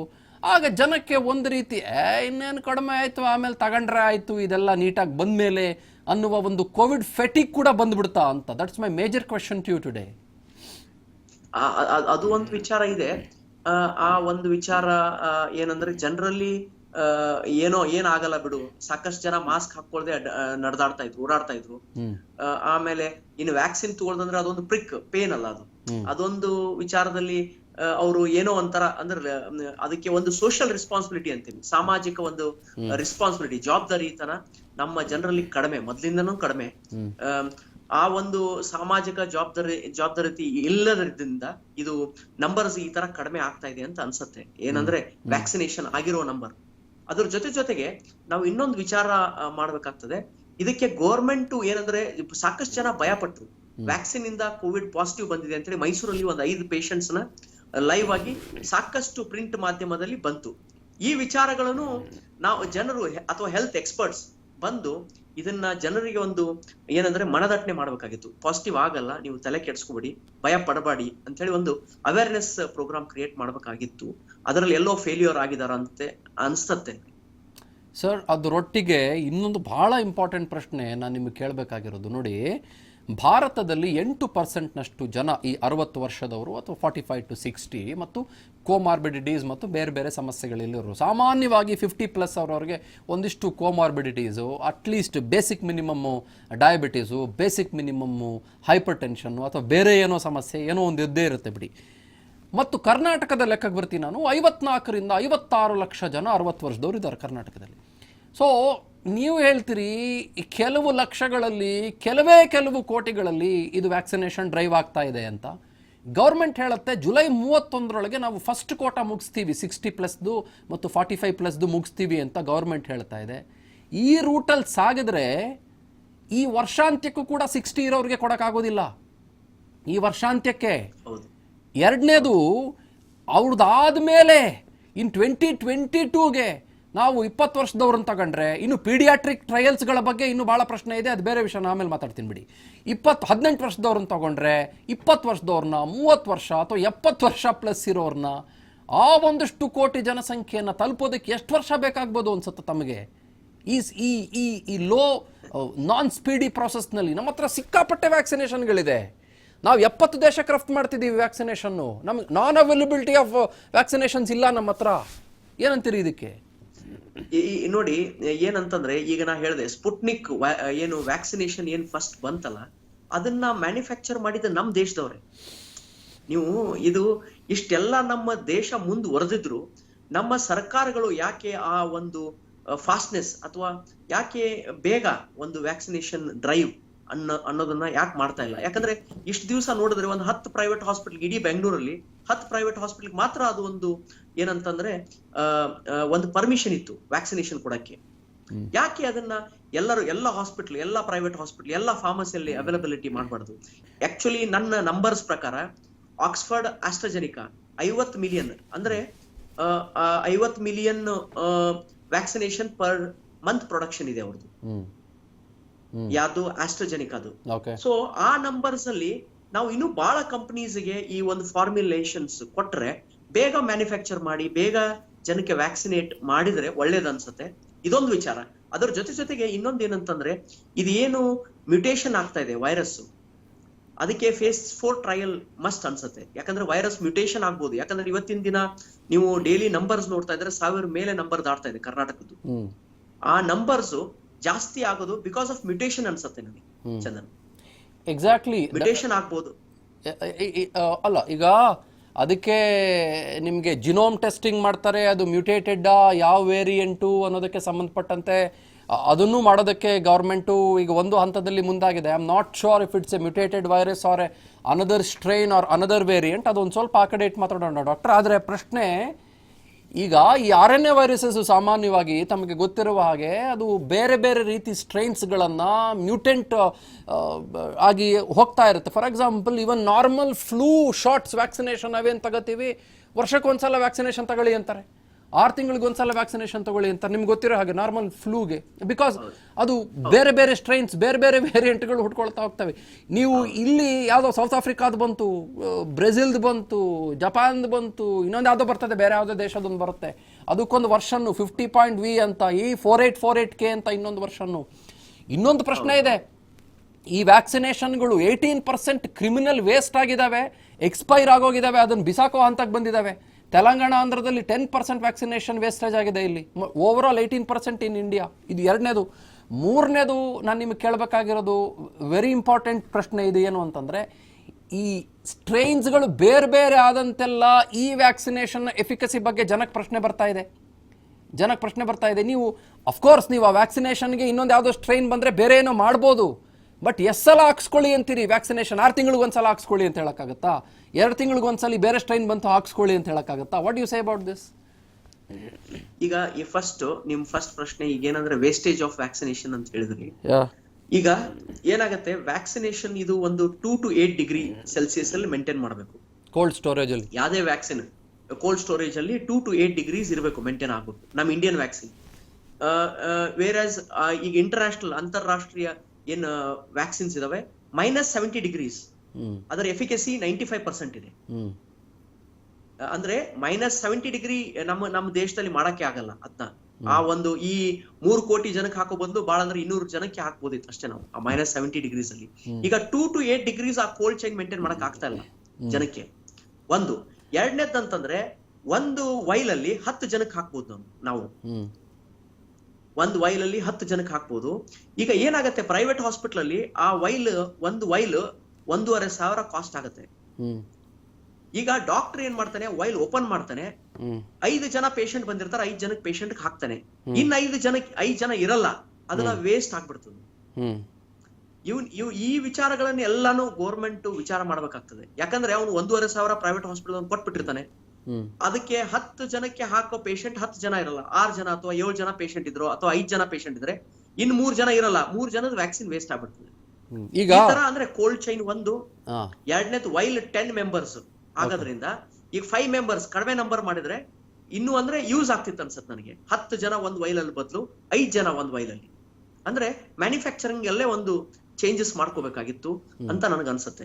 ಈಗ ಅದರಿಂದ ವೇಸ್ಟೇಜಸ್ ಜಾಸ್ತಿ ಮುಂದೆ ಆಗ್ತದೆ ಅಂತ ಅನ್ಸುತ್ತೆ ನನಗೆ. Right, you right. ಮತ್ತು ಸ್ಟ್ರೈನ್ಸ್ ಬಗ್ಗೆನೂ ಒಂದು ಪ್ರಶ್ನೆ ಇದೆ. ಈಗ ಡಾಕ್ಟರ್ ಸಂಗಮೇಶ್ ಅವರು ಇವು ಯಾವುದಾದ್ರೂ ಒಂದರಲ್ಲಿ ಸ್ಪೆಷಲೈಸೇಷನ್ ಮಾಡಿದ್ದಾರೆ ಅಂತ ಅನ್ಕೊಳ್ಳಿ ಡಾಕ್ಟರ್ ಸಂಗಮೇಶ್ ಅವರು. I don't know your specialisation doctor. Could you please answer me? MS surgery and ನಾನು ಹಾಸ್ಪಿಟಲ್ ಅಡ್ಮಿನಿಸ್ಟ್ರೇಷನ್, ನಾನು ಆಶ್ರಯ hospital owner. Fantastic Magadi road ಆಶ್ರಯ ಹಾಸ್ಪಿಟಲ್. ಫ್ಯಾಂಟಾಸ್ಟಿಕ್. ನಾ ಯಾರಾದರೂ ಪೇಷಂಟ್ಸ್ಗಳಿದ್ರೆ ಸ್ವಲ್ಪ ಕಳಿಸ್ತೀನಿ, ಸ್ವಲ್ಪ ದಯವಿಟ್ಟು ನೋಡಿ ಮಾಡಿ ಅವರಿಗೆ ಟ್ರೀಟ್ಮೆಂಟ್ ಕೊಡಿ ಡಾಕ್ಟರ್. ಓಕೆ, ನಾನು ಯಾಕೆ ಇದನ್ನು ಕೇಳಿದೆ ಅಂತಂದರೆ ಡಾಕ್ಟರ್, ನೀವು MS ಇನ್ ಸರ್ಜರಿ ಅಂತಂದರೆ ನೀವು ನಾಳೆ ನಾನು ನಿಮ್ಮನ್ನು ಒಂದು ಪ್ರಶ್ನೆ ಕೇಳ್ತೀನಿ. ಡಾಕ್ಟ್ರೇ, ನೀವು MS ಇನ್ ಸರ್ಜರಿ ಅಂತೀರಿ, ಏನು ಪ್ರೂಫು ಅಂತ ಕೇಳಿದಾಗ ನೀವೇನಂತೀರಿ? ನಿಮ್ಮ ಕ್ರೆಡೆನ್ಷಿಯಲ್ಸ್ಗಳನ್ನೆಲ್ಲ ನೋಡ್ಕೊಳಪ್ಪ ಪ್ರೂಫು ಅಂತ ನಾನು ಮುಂದೆ ಇಡ್ತೀರಿ. ಹೌದಾ? ಕರೆಕ್ಟಾ? ನಾನು ವ್ಯಾಕ್ಸಿನೇಷನ್ಗಳಿಗೆ ಅದನ್ನು ತಾಳೆ ಹಾಕ್ತೀನಿ. ನಿಮ್ಮನ್ನು ಪ್ರಶ್ನೆ ಮಾಡ್ತಿದ್ದೀನಿ ಅಂತಲ್ಲ, ವ್ಯಾಕ್ಸಿನೇಷನ್ಗೆ ಅದನ್ನು ತಾಳೆ ಹಾಕ್ತೀನಿ. ವ್ಯಾಕ್ಸಿನೇಷನ್ ನಮ್ಮ ಭಾರತದ್ದು ಮೋಸ್ಟ್ ಎಫಿಕಸಿ ತಾವು ಹೇಳ್ದಂಗೆ ಫೇಸ್ 3 ಟ್ರಯಲಲ್ಲಿ 81% ಇತ್ತು ಅಂತ ನಾನು ಮೊನ್ನೆ ಒಂದು ಕಡೆ ಓದ್ತಾ ಇದ್ದೆ. 90% ಅಪ್ ಟು ಇದೆ ಅಂತ ತಾವು ಹೇಳ್ತಾ ಇದ್ದೀರಿ. ಸೋ ಫ್ಯಾಂಟಾಸ್ಟಿಕ್, ಎಲ್ಲ ಆಯಿತು. ಆದರೆ ನಮ್ಮನ್ನು ಆಳುವ ಈ ಸರ್ಕಾರಗಳು ಮತ್ತು ಬ್ಯೂರೋಕ್ರಸಿ ಏನು ಮಾಡ್ತಿದೆ ಅಂತಂದರೆ, ನೀವು ಹೇಳಿದ ಹಾಗೆ ಎಲ್ಲೋ ಏನೋ ಒಂದು ಗಾಳಿ ಮಾತು ಕೇಳಿ ಬರುತ್ತೆ, 1000 ವ್ಯಾಕ್ಸಿನೇಷನ್ ಹಂಗಾಗೋಗ್ಬಿಡ್ತು 1000 ಅವ್ರಿಗೆ ಅಂತ. ನಾವು ಆ್ಯಸ್ ಎ ಗೌರ್ಮೆಂಟ್ ಈ ಮಿತ್ ಬಸ್ಟಿಂಗ್ ಕೆಲಸನ ಮಾಡ್ತಾ ಇಲ್ಲ. ಲಾಡು ನಾನು ಭಾಳ ಚೆನ್ನಾಗಿ ಮಾಡ್ತೀನಿ ಅಂತ 100 ಸಲ ಹೇಳ್ಕೊಂಡ್ರೆ ಸಂಗಮೇಶ್ ಅವ್ರು ಏನು ಕೇಳ್ತಾರೆ? ಚಂದನ್ ಶರ್ಮಾ ಲಾಡು ಮಾಡ್ಕೊಂಬಪ್ಪ ನೀನು ಫಸ್ಟು, ಆಮೇಲೆ ನಂಬ್ತೀನಿ ಅಂತಾರೆ. ಹೀಗಿರುವಾಗ ಈ ವ್ಯಾಕ್ಸಿನೇಷನ್ಗೆ ಸಂಬಂಧಪಟ್ಟಂಥ efficacy indicators, research papers, data, statistics ಯಾಕೆ ಸರಳ ರೂಪದಲ್ಲಿ, ಅತ್ಯಂತ ಸರಳ ರೂಪದಲ್ಲಿ, ಇಲ್ಲದೇ ಇರೋದನ್ನೆಲ್ಲ ಫಾರ್ವರ್ಡ್ ಮಾಡ್ತೀವಿ ವಾಟ್ಸಪ್ನಲ್ಲಿ ನಾವು, ಸರಳ ರೂಪದಲ್ಲಿ ಮೀಡಿಯಾ ಕನ್ಸಂಪ್ಷನ್ಗೆ ಸಿಗಬಾರದು, ಪಬ್ಲಿಕ್ ಫೋರಮ್ಗೆ ಇದು ಸಿಗಬಾರದು, ಸೊ ದಟ್ ನಮಗೀಗಾಗಲೇ ನಂಬಿಕೆ ವ್ಯಾಕ್ಸಿನೇಷನ್ ಮೇಲೆ ಎಷ್ಟಿದೆಯೋ ಅದು 10% ಯಾಕೆ ಜಾಸ್ತಿ ಮಾಡುವ ಥರದಲ್ಲಿ ಸರ್ಕಾರಗಳು ಮಾಡಬಾರ್ದು? That is my very basic question to you doctor. ಈಗ ಏನಂದ್ರೆ ನೀವು ವ್ಯಾಕ್ಸಿನೇಷನ್ ಎಫಿಕಸಿ ಅಂತಿರಲ್ಲ, ಫೇಸ್ 3 ಟ್ರಯಲ್ದು ಟೋಟಲ್ ಡೀಟೇಲ್ಸ್ ಇನ್ನೂ ಅವೈಲಬಲ್ ಇಲ್ಲ. No, it is not just about the efficacy. People are worried about safety as well, even though we know that it is safe. It is not just about efficacy. ಈಗ ಏನಂದ್ರೆ first manufacture ಆದಾಗ ಈ vaccine ನ ಬಹಳ ಅಂದ್ರೆ like above 60 years ಮತ್ತೆ ಬಹಳ ಏನಂತಂದ್ರೆ ಇನ್ನೇನು ಒಂದು ಫ್ರಂಟ್ ಲೈನ್ ವಾರಿಯರ್ಸ್ ಅಂತವ್ರಿಗೆ ಕೊಡ್ಬೇಕಂತ ಹೇಳಿ ಈ ವ್ಯಾಕ್ಸಿನ್ ಮ್ಯಾನುಫ್ಯಾಕ್ಚರ್ ಆಗಿತ್ತು. ಯಾಕಂದ್ರೆ ಓನ್ಲಿ ಫೇಸ್ 3 ಆದ್ರೆ ಸರ್ ನಾನು ಯಾಕೆ ಇದನ್ನ ಹೇಳ್ತಿದ್ದೀನಿ? No I am sorry to interrupt you. ಆ ಫ್ರಂಟ್ ಲೈನ್ ವಾರಿಯರ್ಸೇ 30 to 40% ಜನ ತಗೊಳಕ್ ಮುಂದೆ ಬಂದಿಲ್ಲ ವ್ಯಾಕ್ಸಿನೇಷನ್. ನಾನು ಈ ಭಯ ಹೋಗ್ಲಾಡ್ಸ್ಬೇಕು ಅಂದ್ರೆ ಗವರ್ಮೆಂಟ್ ಏನ್ ಮಾಡಬೇಕು? ವಿ ನೋ ವ್ಯಾಕ್ಸಿನ್, ನನಗೆ ಗೊತ್ತು ನಾನು ಲಾಡು ಚೆನ್ನಾಗಿ ಮಾಡ್ತೀನಿ ಅಂತ, ಬಟ್ ಅದನ್ನ ಪ್ರೂವ್ ಮಾಡ್ಬೇಕಂದ್ರೆ ಏನ್ ಮಾಡ್ಬೇಕು ಹೇಳಿ? 10 ಲಾಡು ಮಾಡಿ ಹಂಚ್ಬೇಕು ನಾನು, ಅವಾಗ ಜನ ಅಂತಾರೆ ಶಬಾಸ್ ನೀನ್ ಲಾಡು ಚೆನ್ನಾಗಿ ಮಾಡ್ತೀಯಾ ಅಂತ. ಪ್ರೂಫ್ ತೋರಿಸ್ಬೇಕಲ್ವಾ? ನಮ್ಮ ಜನಪ್ರತಿನಿಧಿಗಳು ತಗೋಬೇಕು. ನಾನೇನು ಹೇಳೋದು, ನಮ್ಮ ಜನಪ್ರತಿನಿಧಿಗಳು, ನಮ್ಮ bureaucrats should become an model. Sir ತಗೊಂಡಿದ್ದಾರೆ ಅಂತ ಅನ್ಕೊಳ್ಳೋಣ. No but what are the technical scientific proofs which should be given to public consumption ಅಂತ ನಾನು ಕೇಳ್ತಿರೋದು. It is a proven vaccination sir, ಅನುಮಾನ ಇಲ್ಲ. ಫ್ಯಾಂಟಾಸ್ಟಿಕ್ ವ್ಯಾಕ್ಸಿನೇಷನ್, ಅನುಮಾನ ಇಲ್ಲ. ಬಟ್ ಯಾರೋ ಬಂದು ಪ್ರಶ್ನೆ ಕೇಳಿದಾಗ ನೀನ್ ಪ್ರಶ್ನೆ ಕೇಳ್ತೀಯನಪ್ಪ, ಪ್ರಶ್ನೆ ಕೇಳಂಗಿಲ್ಲ, ವ್ಯಾಕ್ಸಿನೇಷನ್ ಸುಮ್ಮನೆ ಬಾ ಮಿಚ್ಕೊಂಡು ಹಾಕ್ಸ್ಕೋಬೇಕು ಅನ್ನೋ ಹಾಗಿಲ್ವಲ್ಲ. ಅವನಿಗೆ ತೋರಿಸ್ಬೇಕಲ್ಲ, ಹೆಂಗೆ ನೋಡಪ್ಪ ಇದು ಇಷ್ಟು ಟೆಸ್ಟ್ಗಳನ್ನು ಪಾಸ್ ಮಾಡಿದೆ, ನೋಡಪ್ಪ ಇಷ್ಟು ಕೋಟಿ ಜನ ಇಷ್ಟು ಲಕ್ಷ ಜನ ಇದನ್ನು ತಗೊಂಡಿದ್ದಾರೆ ನೋಡಪ್ಪ ಅಂತ ಅವನಿಗೆ ಏನಾದರೂ ಒಂದು ಇಂಡಿಕೇಟರ್ ಕೊಡಬೇಕಲ್ವಾ? So that he'll be confident enough ಅಲ್ವಾ? ಡೆಫಿನೆಟ್ಲಿ ಇದು ಚಂದನ್ ಶರ್ಮಾ ನೀವು ಹೇಳೋ ಹಾಗೆ ಇದು ಫೇಸ್ 3 ಟ್ರಯಲ್ ಆಗಿದ್ದು ಇಷ್ಟು ನಂಬರ್ಸ್ಗೆ ನಾವು ಜನಕ್ಕೆ ಟ್ರಯಲ್ ಮಾಡಿದೀವಿ, ಈ ತರ ಆಗಿದೆ ಅಂತ ಹೇಳಿ ನಂಬರ್ಸ್ ಕೊಟ್ರೆ ಚೆನ್ನಾಗಾಗ್ತದೆ, ಅಂದ್ರೆ ಜನರು ಖುಷಿ ಪಡ್ತಾರೆ. ಅದನ್ನ ಡೆಫಿನೆಟ್ಲಿ ಧಾರಾಳವಾಗಿ ಹಾಕಿಸ್ಕೊಳ್ತಾರಂತ ನನಗೂ ಅನ್ಸುತ್ತೆ. ಬಿಕಾಸ್ ನಾವ್ ಯಾರೋ ಒಂದಿಷ್ಟು ಜನ ಚರ್ಚೆ ಮಾಡ್ತಿರೋರ್ನ ಹೊರತುಪಡಿಸಿ ಬಹುತೇಕ ಭಾಗಕ್ಕೆ ಫೇಸ್ 1, 2, 3, 4, 55 ಟ್ರಯಲ್ಲು ಅಂತಂದರೆ ಪಾಪ ಎಲ್ಲಿಂದ ಅವ್ರು ಅದನ್ನೆಲ್ಲ ಗಮನದಲ್ಲಿ ಇಟ್ಕೊಂಡು ಯೋಚನೆ ಮಾಡಿ ಅದನ್ನೆಲ್ಲ ರಿಸರ್ಚ್ ಮಾಡಿ ಬರ್ತಾರೆ ಸರ್ ವ್ಯಾಕ್ಸಿನೇಷನ್ ಸೆಂಟರ್ಸ್ಗೆ. ಅವ್ರು ಕೇಳೋದು ಒಂದೇ ಪ್ರಶ್ನೆ, ನಿಮ್ಮ ಗಾಡಿ ಮೈಲೇಜ್ ಎಷ್ಟು ಕೊಡುತ್ತೆ ಅಂತ ಕೇಳುವ ಹಾಗೆ, ಸಾರ್ ತಗೋಬೋದಾ ಸರ್ ಇದು ಆರಾಮ ಸರ್ ಅಂತ ಕೇಳ್ತಾರಷ್ಟೇ, ಹೌದಲ್ವಾ? ಅಂಥವ್ರಿಗೆ ನಾವು ಕಾನ್ಫಿಡೆನ್ಸ್ ಮೂಡಿಸುವ ಪರಿಯಲ್ಲಿ ಒಂದು ಸಿಂಪ್ಲಿಸಿಟಿ ಕಾಪಾಡ್ಕೊಳ್ಬೇಕಾ ಅಂತ ನನಗೆ ಅನಿಸ್ತಿರೋದು. Doctor, do you agree with me? ಹೌದು, ಇದಕ್ಕೆ ಒಂದು ಹೌದು, ಡೆಫಿನೆಟ್ಲಿ ಚಂದನ್, ಡೆಫಿನೆಟ್ಲಿ ನೀವೇನ್ ಹೇಳಿದ್ರೆ ಸತ್ಯ, ಇದು ನಿಜ. ಯಾಕಂದ್ರೆ ನೀವು ಸ್ಟಾಟಿಸ್ಟಿಕ್ಸ್ ಕೊಡ್ಲೇಬೇಕು, ಜನಕ್ಕೆ ಕೊಟ್ರೆ ಅವರಿಗೆ ಒಂದು ಆ ಅನುಮಾನ ಅನ್ನೋದು ಹೋಗುತ್ತೆ. What's your last take doctor? What's your last take? ಈಗ where are we heading towards in Covid? ಏನ್ ಅನ್ಸುತ್ತೆ ನಿಮಗೆ? ಈಗ ಕೋವಿಡ್ ಈ ನಂಬರ್ಸ್ ಎಲ್ಲ ನೋಡ್ತಾ ಇದ್ರೆ, ಒಂದು ಅವಾಗ ಹೇಳ್ದಂಗೆ ಮ್ಯೂಟೇಶನ್ ಇರ್ಬೋದು. ಎರಡನೇದ್ದು ಏನ್ ಲಾಕ್ ಡೌನ್ ಆಗಿದ್ರಲ್ಲ ಜನ, ಬಹಳ ಜನ ಈಗ ವೆಲ್ ಎಜುಕೇಟೆಡ್ ಲಾಕ್ ಡೌನ್ ಆಗಿದ್ರು, ಅವ್ರು ಏನಿದಾರಲ್ಲ ಆ ನಂಬರ್ಸ್ ಏನಾದ್ರು ಹೊರಗೆ ಬರ್ತಾ ಇರ್ಬೋದು ಅಂತ ಅನ್ಸತ್ತೆ. Second thought. ಆಮೇಲೆ ಥರ್ಡ್ ಥಾಟ್ ಏನಂತಂದ್ರೆ, ನಾನು ರಾಜ್ಯ ಸರ್ಕಾರ ಅಥವಾ ಕೇಂದ್ರ ಸರ್ಕಾರ ಒಂದ್ ಏನ್ ಮನವಿ ಮಾಡ್ಕೊಂತಾರೆ ಅಂದ್ರೆ, ಈ ಒಂದು ಕೊರೋನಾ ಇಟ್ಕೊಂಡು ಯಾವ್ದೇ ಒಂದು ಕರಪ್ಷನ್ ಅಥವಾ ಲಾಸ್ಟ್ ಟೈಮ್ ವೆಂಟಿಲೇಟರ್ಸ್ ಅಲ್ಲಿ ಸಾಕಷ್ಟು ಕರಪ್ಷನ್ ಆಯ್ತು, ಆ ತರ ಮೆಡಿಕಲ್ ಎಕ್ವಿಪ್ಮೆಂಟ್ಸ್ ಎಲ್ಲ ಆಯ್ತು, ಸರ್ಜಿಕಲ್ ಗೌನ್ಸ್ ಎಲ್ಲ ಆಯ್ತು, PPE ಆಯ್ತು, ಅದು ಆಗ್ಬಾರ್ದು ಅಂತ ಹೇಳಿ ಕೇಳ್ಕೊಳ್ತೀನಿ. ಅದ್ರ ಜೊತೆಗೆ ಇದು ಬ್ರಿಡ್ಜ್ ಕಟ್ಟಿದಂಗಲ್ಲ, ಬ್ರಿಡ್ಜ್ ಏನೋ ಯಾವ್ದೋ ಒಂದು ಮೆಟ್ರೋ ರೈಲ್ 5 ವರ್ಷದಿದ್ದು 15 ವರ್ಷಕ್ಕೆ ತಳ್ಳದಂಗಲ್ಲ. ಈ ಕೋವಿಡ್ ವ್ಯಾಕ್ಸಿನೇಷನ್ ನ ಆದಷ್ಟು ಈ ಒಂದು ವರ್ಷದಲ್ಲಿ ಡಿಸೆಂಬರ್ ಅನ್ನೋ ಒಳಗಡೆ ಎಲ್ಲರಿಗೂ 140 ಕೋಟಿ ಜನಕ್ಕೂ ಈ ವ್ಯಾಕ್ಸಿನೇಷನ್ ಆಗ್ಬೇಕು ಅಂತ ಹೇಳಿ ಸರ್ಕಾರಲ್ಲಿ ಮನವಿ ಮಾಡ್ಕೊಂತೀನಿ ಈ ಮಾಧ್ಯಮದ ಮುಖಾಂತರ. Fantastic doctor, you have been so amazing. ಭಾಳ ವಿಷಯಗಳನ್ನ ತಾವು ಹಂಚ್ಕೊಂಡ್ರಿ. I really congratulate you and thank you very much for joining us. Thank you. ನಮಸ್ಕಾರ. So that is what we should talk about today. ನಾವು ಬೇರೆ ಏನೇನೋ ಮಾತಾಡುವಾಗ ವಾರ್ ಫೂಟಿಂಗಲ್ಲಿ ಯಾಕೆ ನಾವು ನಮ್ಮ ಜನಕ್ಕೆ ಕಾನ್ಫಿಡೆನ್ಸ್ ಮೂಡಿಸುವ ಕೆಲಸ ಮಾಡ್ತಿಲ್ಲ ಅನ್ನೋದನ್ನು ಚರ್ಚೆ ಮಾಡಲಿಲ್ಲ ಅಂತಂದರೆ ಅದಕ್ಕಿಂತ ಪರಮ ದೊಡ್ಡ ಮೂರ್ಖತನ ಯಾವುದೂ ಇಲ್ಲ, ಇನ್ಕ್ಲೂಡಿಂಗ್ ಮೀಡಿಯಾಗಳು ಮಾಡ್ತಿರೋ ಮೂರ್ಖತನ. ನಾವು ಆರ್ ವಿ ಸ್ಟುಪಿಡ್ ಅಂತಂದರೆ ಬರೀ ಯಾರನ್ನೋ ಒಬ್ಬರನ್ನ ಕೇಳ್ಬೇಕು, ಆಳುವೊಬ್ಬರನ್ನ ಅಂತಲ್ಲ, ಯಾರು ನಮಗೆ ಬುದ್ಧಿ ಹೇಳುವ ಮಟ್ಟದಲ್ಲಿದ್ದಾರೆ ಅವ್ರನ್ನೂ ಕೇಳಬೇಕು. ನಾವು ಮೂರ್ಖರನ್ನಾಗಿಸ್ಬೇಡಿ ನೀವು ಅಂತ. ನೋಡ್ರಿ ಎಷ್ಟು ಹೊಟ್ಟೆ ಉರಿಯತ್ತೆ ಇದು. ಎಷ್ಟೋ ಕೋಟಿ ವ್ಯಾಕ್ಸಿನೇಷನ್ ಡೋಸಸ್ಗಳನ್ನು ಪ್ರೊಡ್ಯೂಸ್ ಮಾಡಿ ಊರವ್ರಿಗೆಲ್ಲ ಸಪ್ಲೈ ಮಾಡ್ತೀವಿ. ನಮ್ಮಲ್ಲಿ ಏನೋ ಅಂತಾರಲ್ಲ ಹಂಗಾಗ್ಬಿಟ್ಟಿದೆ ರೀ ಕತೆ. ಇದು ದೀಪದ ಕೆಳಗೆ ಕತ್ಲೆ ಅನ್ನಂಗೆ ಆಗೋಗಿದೆ. ಹೊಟ್ಟೆ ಉರಿಯಲ್ವೇನ್ರಿ ನಮಗೆ? ಜನಕ್ಕೆ ಬೇಸಿಕ್ ಮಿನಿಮಮ್ ಕಾನ್ಫಿಡೆನ್ಸ್ ಬರ್ತಾ ಇಲ್ಲ ವ್ಯಾಕ್ಸಿನೇಷನ್ಸ್ಗಳ ಬಗ್ಗೆ. ಅದ್ಭುತವಾಗಿರೋ vaccinations, go and take it. Fantastic vaccination ನಮ್ಮಲ್ಲಿರೋದು, ಫ್ಯಾಂಟಾಸ್ಟಿಕ್ ವ್ಯಾಕ್ಸಿನೇಷನ್ಗಳು ನಮ್ಮಲ್ಲಿರೋದು.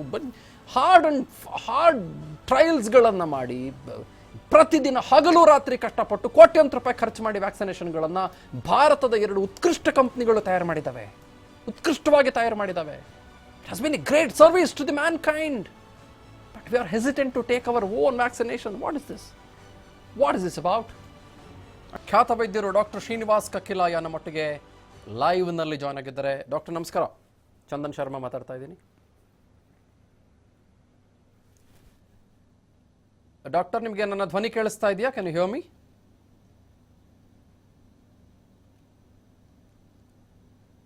ಶ್ರೀನಿವಾಸ್ ಸರ್, ನಿಮಗೆ I may audible to you? Yeah check ಮಾಡಿಪ್ಪ, what is it about? Okay, please check ಮಾಡಿ. So we will take him on live. Maybe for another next 5 to 6 minutes ನಾನು doctor Srinivas Kakkilaya ಅವ್ರನ್ನೇ ಮಾತನಾಡಿಸ್ತೀನಿ. ನಾನು ಭಾಳ ವಿಷಯಗಳನ್ನು ಇದ್ರ ಬಗ್ಗೆ ಮಾತನಾಡಿದ್ದೀನಿ ಈಗಾಗಲೇ. ಭಯ ಬಿಟ್ಟು ನಾವು ಯಾರೋ ನಮ್ಮನ್ನು ಹೀಗೆ ಮುಂದೆ ಕರ್ಕೊಂಡು ಹೋಗ್ತಾರೆ ಅನ್ನೋದನ್ನು ಹೊರತುಪಡಿಸಿ ನಾವು ನಮ್ಮತನವನ್ನು ಕಾಪಾಡಿಕೊಂಡು ನಮಗೆ ಬೇಕಾದಂಥ ವ್ಯವಸ್ಥೆಗಳನ್ನು ಸವಲತ್ತುಗಳನ್ನು ಮಾಡಿಕೊಂಡು ನಮಗೆ ಬೇಕಾದಂಥ ಲಸಿಕೆಗಳ ಬಗ್ಗೆ, ಅಫ್ಕೋರ್ಸ್ ನಮಗೆ ಬೇಕಾಗಿರೋದು ಅಂದರೆ ಇರೋದು 2, ಅದರಲ್ಲಿ ನಮಗೆ ಆರೋಗ್ಯಕ್ಕೆ ಬೇಕಾದಂಥ ಲಸಿಕೆಗಳ ಬಗ್ಗೆ ಆಲೋಚನೆ ಮಾಡ್ತಾ ಇಲ್ಲ ಅಂತಂದರೆ ಅದು absolute criminal waste. Doctor Srinivas ಅವರು ನಮ್ಮೊಟ್ಟಿಗೆ ಸಂಪರ್ಕಕ್ಕೆ ಸಿಕ್ಕಿದ್ದಾರೆ. ಶ್ರೀನಿವಾಸ್ ಕಕ್ಕಿಲಾಯ ಅವರಿಗೆ ಬಹಳ ಪ್ರೀತಿಯ ಸ್ವಾಗತ. ಚಂದನ್ ಶರ್ಮಾ ಮಾತಾಡ್ತಾ ಇದ್ದೀನಿ ಸರ್. ಸರ್ ಹೇಗಿದ್ದೀರಿ? How are you doing sir? Doing great. Fantastic. Sir, I just wanted to ask you, Dr. Srinivas Kakilaya ಅವರೇ, ಈ ವ್ಯಾಕ್ಸಿನೇಷನ್ ಡ್ರೈವ್ ಭಾಳ ಸ್ಲೋ ಪೇಸ್ನಲ್ಲಿ ನಡೀತಾ ಇದೆ. ಏನು ತೊಂದರೆ ಆಗ್ತಿದೆ?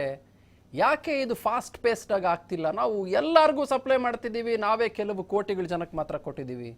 ಯಾಕೆ ಇದು? ಇಲ್ಲ, ಇದು ಲಸಿಕೆ ಕಾರ್ಯಕ್ರಮವನ್ನು ಹಲವಾರು ಸಮಸ್ಯೆಗಳನ್ನ ಇಟ್ಕೊಂಡ ಇದರ ಪರಿಣಾಮಕಾರಿತನದ ಬಗ್ಗೆ ಸರಿಯಾದ ಮಾಹಿತಿಯನ್ನ ಜನರ ಎರಡರಲ್ಲಿ ಯಾವ ವ್ಯಾಕ್ಸಿನ್ ತಗೋಬೇಕು,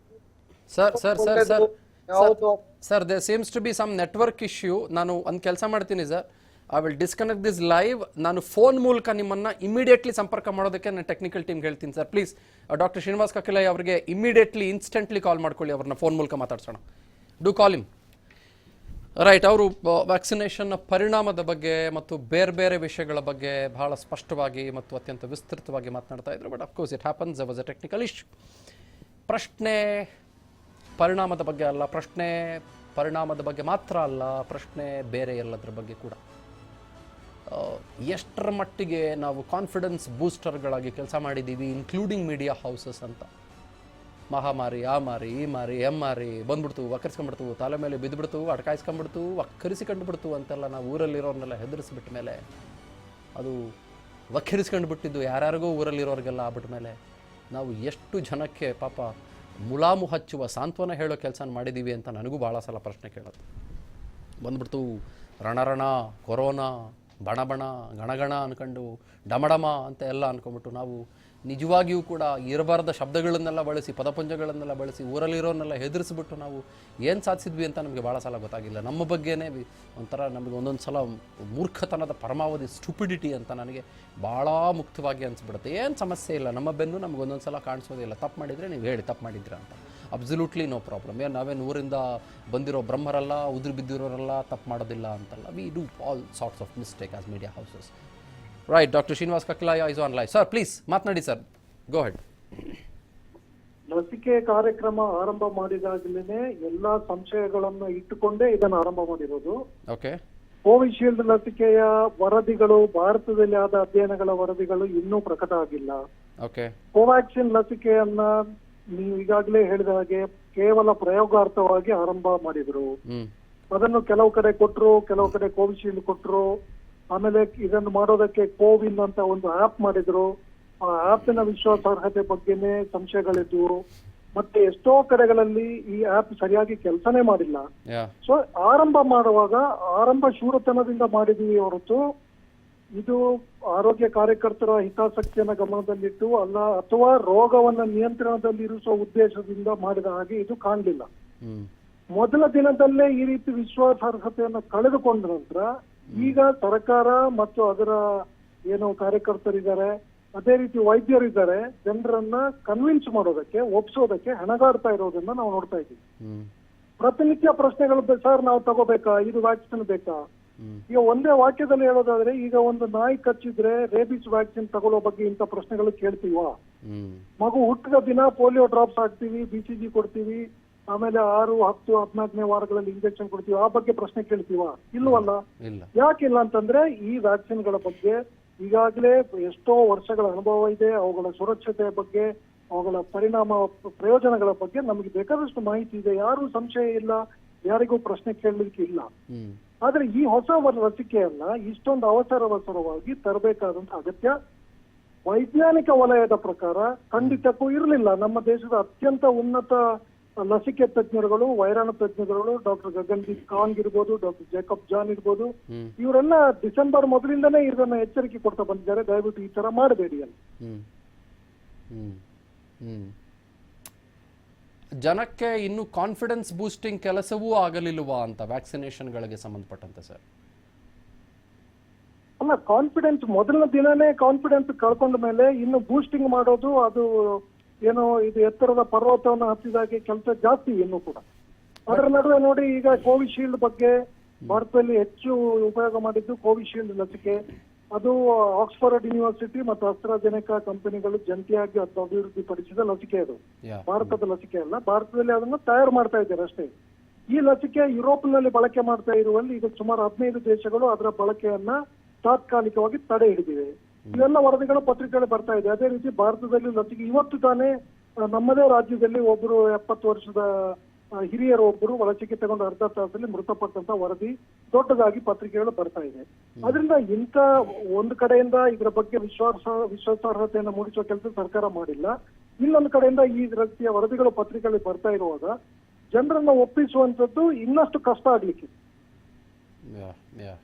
what you say is absolutely right doctor. Thank you so much ನಮ್ಮೊಟ್ಟಿಗೆ ಮಾತನಾಡೋದಕ್ಕಾಗಿ. ನೋಡಿ, ಇಲ್ಲಿ ಬೇರೆ ಬೇರೆ ಪ್ರಶ್ನೆಗಳು ಎಫಿಕಸಿಯ ಬಗ್ಗೆ ಮತ್ತೊಂದರ ಬಗ್ಗೆ ಅದು ಇದು ಎಲ್ಲ ಬರ್ತವೆ ನಿಜ. ಆದರೆ ವಿಶ್ವಾಸಾರ್ಹತೆಯನ್ನು ದ್ವಿಗುಣಗೊಳಿಸುವ 10 ಪಟ್ಟು ಜಾಸ್ತಿಗೊಳಿಸುವ ಕೆಲಸ ಗೌರ್ಮೆಂಟ್ಗಳು ಮಾಡಲಿಲ್ಲ ಅಂತಂದರೆ ಜನ ನಂಬಿಕೆ ಇಡೋದಿಲ್ಲ. But at the same time ಈ ವ್ಯಾಕ್ಸಿನೇಷನ್ ಟ್ರಯಲ್ಸ್ಗಳ ಬಗ್ಗೆ ಪ್ರಶ್ನೆ ಕೆಲವರಿಗಿರಬಹುದು, ಆದರೆ ನಾವು ಸಾರಾಸಗಟಾಗಿ ನಾವು we are not even scientist to talk about it. But at the same time what I can say is these vaccinations are totally safe ಅಂತ ನಾವು ಬಾಯಿ ಮಾತಿನಲ್ಲಿ ಹೇಳ್ತೀವಿ. ಎಲ್ರಿಗೂ ಕಾನ್ಫಿಡೆನ್ಸ್ ಬೂಸ್ಟಿಂಗ್ ಕೆಲಸನ ನಾವು ಮಾಡ್ತೀವಿ. ಆದರೆ ಗೌರ್ಮೆಂಟ್ ಅದನ್ನು strategically and technically and practically ಜನರ ಮುಂದೆ ಹಿಂಗೊಂದು ಇಡಬೇಕು. ಭಾಳ ಸಿಂಪಲ್. ಏನು ಅಂತಂದರೆ, ಏನು ಸರ್ ನಿಮಗೆ ಇಡ್ಲಿ ಮಾಡೋಕ್ಕೆ ಬರುತ್ತಾ ಅಂತ ಕೇಳ್ತಾರೆ. ಬರುತ್ತ್ರಿ ಅಂತಾರೆ. ಮಾಡಿ ಅಂದಾಗ ನೀವು ಇಡ್ಲಿ ಮಾಡೋ ಬದಲು ದೋಸೆ ಮಾಡಿಬಿಟ್ರೆ ಬರಲ್ಲ ಅಂತಾರೆ.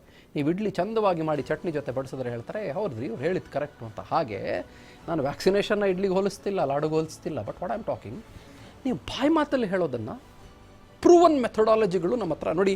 phase 3 ಟ್ರಯಲ್ಸ್ ಎಷ್ಟು ಜನಕ್ಕೆ ಗೊತ್ತು? ಕೆಲವು 1000 ಜನಕ್ಕೆ ಮಾಡಿರ್ತಾರೆ, ಎಷ್ಟು ಜನಕ್ಕೆ ಗೊತ್ತು? ಅದನ್ನು ಹೀಗೆ ಹೇಳಬೇಕು. phase 3 ಟ್ರಯಲ್ಸ್ ಮಾಡಿದರೆ ಇದಾಗಿದೆ, this is the card. Everything has a proven identity card today and everything has an authenticity card today ಅಲ್ವಾ? Doesn't mean that this vaccinations are waste. Vaccinations are fantastic. ಭಾರತದ ಇಂಡಿಜಿನಿಯಸ್ ವ್ಯಾಕ್ಸಿನೇಷನ್ಗಳು, ಅದರ ಬಗ್ಗೆ ತಕರಾರು ತೆಗೆಯೋದಲ್ಲ. ಮತ್ತು media houses ಏನು ಮಾಡಬೇಕು, ಊರಲ್ಲಿರೋ ಸಿಡಿಗಳನ್ನು ಊರಲ್ಲಿರೋ ಜನರ ಮುಂದೆ ಹಾಕೋದು ಬಿಟ್ಬಿಟ್ಟು ನಿಜವಾಗಿಯೂ ಕೂಡ ಇಂಥ ವಿಷಯಗಳ ಬಗ್ಗೆ ಸಿಡಿದೇಳಬೇಕು ಮತ್ತು ಹೇಳಬೇಕು ಜನಕ್ಕೆ, ತಗೊಳ್ಳಿ, ಆರಾಮಾಗಿರಿ, ಖುಷಿಯಾಗಿರಿ, ಮುದ್ದಾಗಿರಿ ಅಂತ ಜನಕ್ಕೆ ನಾವು ಹೇಳಬೇಕು. So our priorities also might have changed ಅನ್ನೋದೇ ನನಗೆ ಭಾಳ ಸಲ ಹೊಟ್ಟೆ ಉರಿಯೋದು. That is what really pains me, that is what really burns me somewhere down. So these are fantastic things. ಲಸಿಕೆಗಳು ಅದ್ಭುತ. ಬಟ್ ಕಾನ್ಫಿಡೆನ್ಸ್ ಬೂಸ್ಟಿಂಗ್ ಕೆಲಸ ಗೌರ್ಮೆಂಟ್ನಿಂದ ಆಗಬೇಕು. ಇಲ್ಲ ಅಂದರೆ ಇನ್ನು 5 ವರ್ಷ ಆದ್ರೂ ಏನೂ ನಾವು ವ್ಯಾಕ್ಸಿನೇಷನ್ನಲ್ಲಿ ಪ್ರಗತಿಯೇ ಸಾಧಿಸಿಲ್ಲ ಅನ್ನೋ ಹಂತಕ್ಕೆ ಬಂದುಬಿಡಬಾರ್ದು. ಮತ್ತು ಇವರೆಲ್ಲರಿಗೂ ಕೇಳಬೇಕಾಗಿರೋದು, ನೀವು ಬರೀ ನಮ್ಮನ್ನು ತಗಳಿ ಅಂತ ಉತ್ಸಾಹಿಸೋರು ನೀವು ರೋಲ್ ಮಾಡೆಲ್ಗಳಾಗಿ ನೀವು ನಿಂತ್ಕೋಬೇಕು. ಇಲ್ಲಾಂದರೆ ನಾವು ಪ್ರಶ್ನೆ ಕೇಳ್ತೀವಿ, ನಾವೇನು ಮೂರ್ಖರೇನ್ರಿ, ಆರ್ ವಿ ಸ್ಟುಪಿಡ್ ಅಂತ ಪ್ರಶ್ನೆ ಕೇಳ್ತೀವಿ. Keep thinking. Take care. ಆರಾಮಾಗಿರಿ. ನಮಸ್ಕಾರ.